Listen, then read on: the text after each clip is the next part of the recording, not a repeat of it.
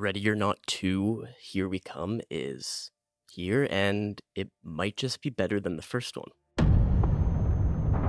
Hide and seek? You're really gonna play that?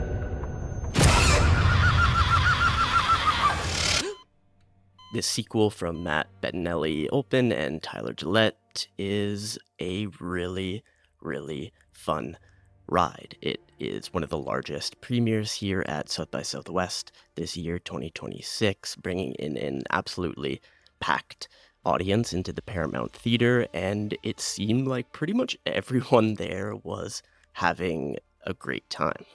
For those of you who aren't familiar, the second film follows our protagonist, Grace. Once again, she survived the first round of deadly hide and seek, and she's pretty much immediately thrown into another game. The only difference here is that she is this time joined by her sister. As I said in the opening, this is a sequel that might actually be more effective than the first. The punchlines seem to be a little bit tighter. There are a lot of them, but still, almost all of them land. And again, there's a little bit of a bias watching a film like this in a packed house, but you could hear groans and screams and yells and celebrations every single minute of the runtime.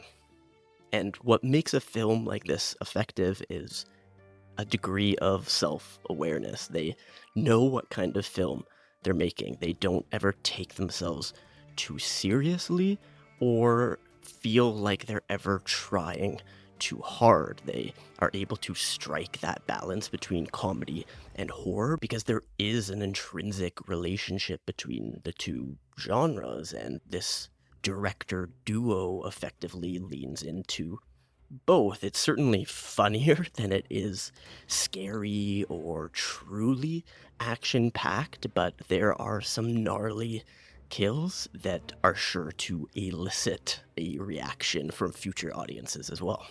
And on that note, this is a film best seen with other people.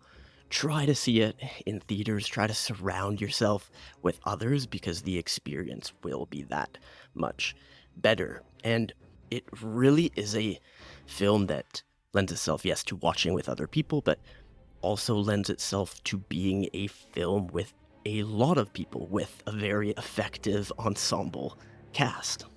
It's effective because each character is bringing their own kind of unique style of humor to the plate, and because we're often switching between characters, we're seeing a lot of people in action, the jokes don't really get old. There will probably be certain characters that resonate with you a little bit more than others, but they all bring something unique from a comedy perspective to the table.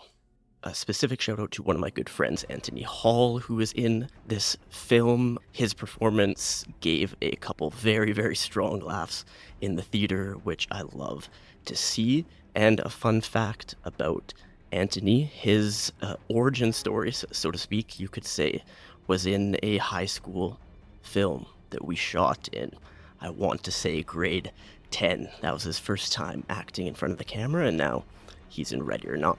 Of course, Elijah Wood is so good here. He has the absolute best, just deadpan delivery of his lines, and it fits so perfectly with his character. Another shout out to Daniel Byrne, who is a Canadian actor. He was brilliant in Paying For, the film from Suk Yin Lee, so check that one out if you haven't, but he is great here as this very awkward cousin character. And probably my favorite performance, albeit it is really just one scene, is the legendary David Cronenberg. He is so good in the scene. It occurs in the first act of the film, and it was amazing to see him in this role. The whole Cronenberg family is essentially Canadian royalty at this point. Our main two characters here are Samara Weaving as Grace and Kathryn Newton as her sister, Faith. And I was talking about the strength of the ensemble cast, but one of the potential problems with a very large ensemble is that our protagonist or our lead characters aren't not maybe given that same sort of development as they might otherwise receive. So I would say the one weak point, or not even weak point, but something in the film that doesn't quite hit as well as some of the other aspects would be that kind of sisterly emotional impact. The film really does trace their story, how they fell out and now are reuniting in a situation where their lives are at risk. And so the film's emotional resonance definitely isn't on par with its comedic value. From a visual perspective, DP Brett Jutkovich does a brilliant job here. He's not a household name, but he's worked on projects like Stranger Things, The Black Phone, and even Daddy Longlegs back in 2009 with the Safdie brothers, and he shot the first Ready or Not as well, and he does a great job here. There's nothing new necessarily, nothing experimental, nothing that is revolutionary, but every scene is perfectly framed.